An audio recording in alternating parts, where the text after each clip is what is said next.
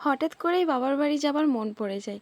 যদি মা একটু রাগ করে দুদিন কথা না বলে, তখন মনে হয় গাড়ি চালাতে তো জানি, একটা মিনিট গিয়ে মায়ের সাথে একটু কথা বলেছি, রাগ ভাঙিয়ে বাবার আসি। বাড়ি থেকে ফিরে এসে সেই ভিডিওটা আপনাদের সাথে শেয়ার করলাম। আসসালামু আলাইকুম এভরিওয়ান, কেমন আছেন আপনারা সবাই? আশা করছি আপনারা সবাই ভালো আছেন, সুস্থ আছেন। আমি আলহামদুলিল্লাহ ভালো আছি। আজকের দিনটা হচ্ছে বুধবার, আর ঘড়িতে তখন বাজে প্রায় 8:30। চলে এসেছি প্রায় মায়ের বাড়ি থেকে। ওখানে চা নাস্তা করেই বেরিয়ে পড়েছি। যেহেতু আজকে বাড়িতে শুনতে পেলাম, আমি তার আগের দিনে একটুকুও জানতাম না যে আমাদের যে মসজিদের মৌলানা সাহেব, ওনার আমার বাড়ি নিমন্ত্রণ। তাই সকাল সকাল একদম বেরিয়ে পড়েছিলাম। আর দেখতে পাচ্ছেন একদম বৃষ্টি, চারিদিকে কুয়াশা টাইপের, ঠিকভাবে সকাল হয় না আর একদম রোদও ওঠে না। এখানে এসে রেলগেটে অনেকটা সময় লেগে যায়। এখানে একটার পর একটা ট্রেন যেতেই থাকে, রেলগেট তো তোলার কোনো অবকাশই নেই।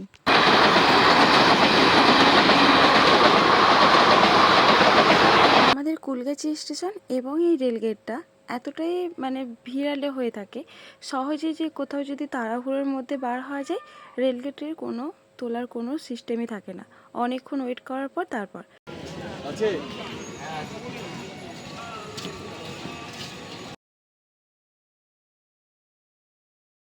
কিছু দেখতেই পেলেন ঘড়ি। বাবু ওখান থেকে মামার বাড়ি থেকে নিয়ে এসছে, নানার বাড়ি থেকে। নানার বাড়ি ঘড়ি নাকি ওর সব থেকে বেটার হয়, ওখানের ঘড়িগুলো ভালো ওর, এখানের ঘড়ি অতটা ভালো না। এটা অ্যাকচুয়ালি বাচ্চাদের মধ্যে কি বলুন তো, একটা ভালোবাসার টান, যে নানার বাড়ি সব কিছু, আমাদের মধ্যে এটাও ছিল, নানার বাড়ির জিনিস সব জিনিসটা ভালো, সব জিনিসটা বেটার হয়। আর ঠিক ওদের আমাদের পরের জেনারেশনটাও ঠিক তাই করছে। নানার বাড়ির একটা জিনিসটা, সব জিনিসটা খারাপ হলেও কিন্তু তাদের জিনিসটা তার কাছে অনেকটাই বেটার লাগে। তো ওখান থেকে নানার বাড়ির ঘড়িগুলো নাকি আকাশে খুব ভালো ওড়ে, আর এখানকার ঘড়িগুলো অতটাও ভালো না। যখনই যাবে প্রায় 5-6টার বেশি এক্সট্রা করে বাচ্চাদের যখন এরকম ছোটোবেলার সব কিছু স্মৃতিগুলো, তখন আমাদের স্মৃতিগুলো অনেকটা ইয়াদ করিয়ে দেয়। বলুন তো, আমরাও একটা সময় ছোটোবেলায় নানার বাড়িটা খুব পছন্দ করতাম। নানার বাড়ি যাবো মানে অনেক আনন্দ, অনেক মজার একটা দিন। আর সেখানে গিয়ে অনেক আনন্দ করব। আর সেখানে এমনিতেও বলে না যে মামার বাড়ি ভারী মজা, কিলচর নাই। এটা আমরা ছোটোবেলায় পড়েছিলাম, তখন মনে হতো যে কিলচর অ্যাকচুয়ালি তা না। কি বলুন তো, ওখানে গিয়ে সবার আদর, মা কিছু বকতেও পারবে না। এমনকি মা যদি বকাবকি করতো, তখন নানিমা খুব বকতো যে কেন বকিস কেন, সেখানে পুরো বিন্দাস ফ্রি লাইফ। এখন বুঝতে পারি সেই সব দিনগুলো অনেক মিস করি। আমাদের সেই সব জিনিসগুলো মনে পড়লে না খুব ভালো লাগতো। তবে আমাদের ছোটোবেলার কথা আপনাদের সাথে একটা শেয়ার করি। আমাদের যখন বাবার বাড়িতে যখন আমরা ছোট ছিলাম, তখন এত চায়ের যে এটা কম্পালসারি খেতেই হবে এরকম না, শখের ওপরে। আর মামার বাড়ি তখন মামুলি একটা নর্মাল এই ব্যাপারটা, মামার বাড়িতে কন্টিনিউ পার ডে 2 বেলা চা। তো নানির হাতে চা খেতাম, তো মাও চা করে দিত, কিন্তু নানির হাতের খাওয়ার সত্যিকার টেস্টটাই আলাদা। এমনকি বড় আপুমনিকে যখন বলা হতো বা আমাকে বলা হতো তুমি কেন নানির বাড়ি যাচ্ছ, তখন বলবো নানির হাতে চা খেতে যাচ্ছি, আর নানি বিছানা করে রেখেছে, ঘুমাতে যাবো। নানি সুন্দর করে বিছানা করবে আর সেখানে ঘুমাবে। একটা বাচ্চাবেলার একটা কথা। তো এটা আমার বড় আপুমনি খুব বলতো। আর এমনকি আমরা ওই নানার বাড়ি যাওয়ার জন্য খুব খুশি হতাম যে নানার বাড়ি যাব, সেখানে খুব আনন্দ করব, নানির হাতে চা খাবো। এটা আমাদের তখন আমাদের ছোটবেলার এটা একটা ছিল। তো যাই হোক, আপনাদের সাথে সেটা শেয়ার করলাম। আর এদেরকে দেখি, আমাদের শৈশবটা তখন খুব মনে পড়ে। গল্প করতে করতে প্রায় 3টে ট্রেন পার হয়ে গেল, রেলগেট খোলার কোনো অবকাশই নেই। এবারে তো অনেকটা সময় বেলায় পড়ে গেল, বৃষ্টিটাও বেশ টিপির টিপির হয়েই চলেছে, ক্রমশ বাড়তে থাকছে। চিন্তা হচ্ছে যে পেছনে বাবু আছে, তবু আমার হেলমেট আছে, অসুবিধা হবে না। কিন্তু গাড়ি চালাবার সময় বৃষ্টি না খুব তীরের মতো ঢোকে। বাইকেতে বসে থাকলে পারে বৃষ্টিটা এত ফেসের মধ্যে আঘাত করে, মনে হয় চোখ তাকানো যায় না। তাই বাবুটার জন্য অনেক চিন্তা। আর এই যে ফাইনালি কিন্তু রেল গেটটা খোলা হলো।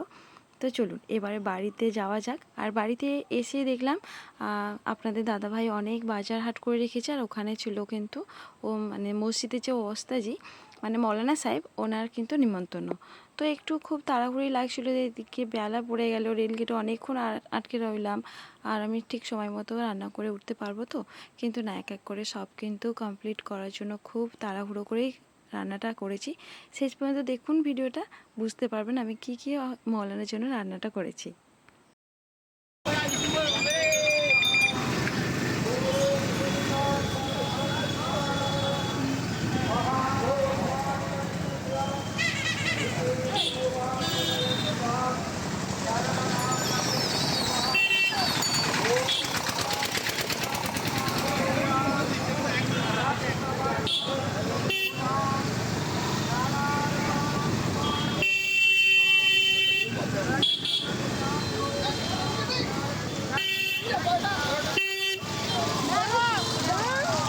বাড়িতে যেহেতু নেই আর আমার সকালবেলা তো রান্নাটা হয়, কাকা শ্বশুর আজকে ডিউটি ছিল। আজকে কাকা শ্বশুরকে দেখলাম দোকান থেকে পরোটা কিনছে, সেই পরোটা না খেয়ে বাবুর হাতে দিল, যাও তোমরা গিয়ে ওটা খেয়ে নিও, খেয়ে রান্নাটা বসিয়ে দিও। তো আমি বললাম যে তুমি কি করে খাবে? বলছে আমি আবার কিনে নিচ্ছি। তো ওখান থেকে পরোটা নিয়ে আবার চলে আসলাম। চলুন, এতগুলো সবজি ঢেলে আমি রেখেছি, গোছাবো চুবড়ির মধ্যে। আর ভাবলাম কি কি রান্না করব। শাকগুলো তো বেশিক্ষণ রাখা যাবে না, তাই শাকটা আগে রান্না করে নেব। আর দেখছি অনেক রকমই শাক নিয়ে এসেছে, কলমি শাক নটি আবার সাদা নটি, দু রকমই শাক নিয়ে এসেছে। বাড়ি থেকে এসেই এই যে উচ্ছে ভাজা করে নিয়েছি, পটল ভেজেছি। সুগার মানুষ তো একটু উচ্ছে ভাজার জন্য বলে, আর সব কিছু কম কম করে, অল্প অল্প করে, একদম অল্প করে খাই। আর এটা হচ্ছে এটা কী শাক, এটা ভুলে যাচ্ছি, কলমি শাক করে নিয়েছি। এখানে হচ্ছে একটা আলু দিয়ে বেগুন দিয়ে একটু শুকো মাছ ছিল, রান্না করেছি, কারণ উনি একটু শুকো মাছের তরকারি খেতে ভালোবাসে। আজকে স্পেশাল ওনার জন্যই বলা যে একটু শুকটি মাছ হলে পারে ভালো হতো। তো এই যে শুকটি মাছ দিয়ে আলুতে একটু মানে ঘেটে ঘেটেই রান্নাটা করেছি। এটা নিচের পোর্শন, নিচে কিন্তু মানে বড় বড় গোটা গোটা হয়ে আছে। এখানে আমার রান্না হয়েছে চিংড়ি মাছ, একদম চচ্চড়ির মতো করে নিয়েছি, স্যালাড করে নিয়েছি। তো আপাতত অল্প টাইমে এসে এগুলো করে নিতে পেরেছি একা হাতে। যাই হোক, এবারে ওস্তাজির খাবারটা আমার বাড়া কমপ্লিট হয়ে গেছে। এই যে টিফিনে ভাত, উনি এই টিফিনটা কিন্তু নিজে মানে কিনে পাঠিয়ে দেয় সবার বাড়ি বাড়ি, যখন যার বাড়ি বাড়ি কাজ পড়ে তখনই ঠিক এই টিফিনটা কিন্তু সবার কাছে, সবার বাড়িতে পাঠিয়ে দেয়। বেশ সুন্দর, ছোট ছোট খুবড়ি খুবড়ি আছে, ওনার অল্প করে যেহেতু লাগে। তো চলুন আমি বাকি খাবারগুলো আমি বেড়ে ফেলি।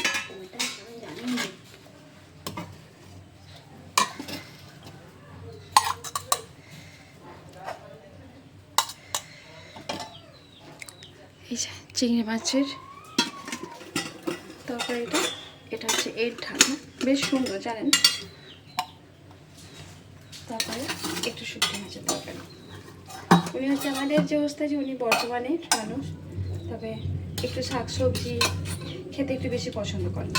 সবাই মাংস করে রান্না করে, মাছ করে রান্না করে, তবে যার বাড়ি হয় স্পেশালি তাদেরকে বলে একটু আমার জন্য শাকসবজি করবে।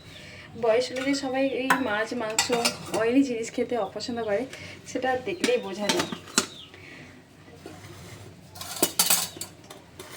আমার বাড়া কমপ্লিট হয়ে গেছে, বেশ সুন্দর একটা টিফিন, কোনো প্লেটের বেলায় থাকে না। এই যে দারুণ একটা, প্লেটের কোনো বেলায় নেই। এবারে আমি স্যালাডটা দেবো অন্য একটা প্লেটে দেবো।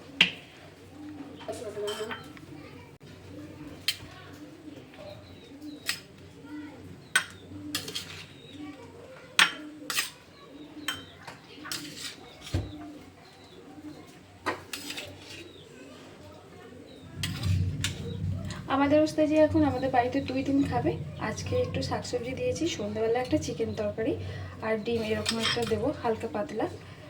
আর আজকে যেহেতু শুকনো মাছ আছে, চিকেন আর বা বিফ উনি খায় না, বিফটা মানা করে, বিফটা উনি খেতে চায় না, কারণ হাই প্রেশার, সেই জন্য বিফটা খেতে চায় না। বিফটা এমনি নর্মালি সবাইকে মানা করে দেয়, আমাকে বিফ না রান্না করা হয়, মাছ মাংস চিকেনটা অল্পের মধ্যে নাই। এই যে আমার অলরেডি তৈরি হয়ে গেছে, বাবুকে বলবো এটা দিয়ে আসতে, যেহেতু কাকা শ্বশুর নেই। আমি সেটা কেন